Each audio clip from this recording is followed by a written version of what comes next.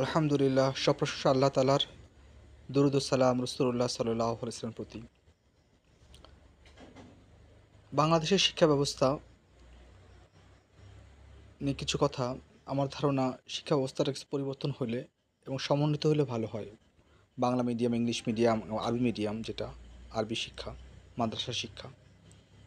এখানে বাংলা, ইংরেজি, আরবি এটাকে গুরুত্ব দিয়ে যে দক্ষ হতে পারে আইএলটিএস, টোফেল এবং এসব আরবি শিখি, এই কিতাবগুলোকে একত্র করে এবং টেকনিক্যাল যেটা কর্মমুখী শিক্ষা সেটাকে সমন্বিত করা, অল্প সময়ের জন্য সকলের জন্য উন্মুক্ত করা, সব বয়সের মানুষ সব সময় এসা সহজভাবে শিখতে পারে অল্প কিছু দিনের মধ্যে।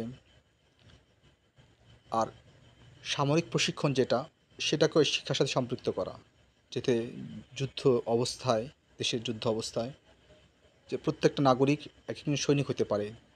এটা দেশের জন্য বিরাট কল্যাণ বয়ে আনবে। আল্লাহ পাক বুঝার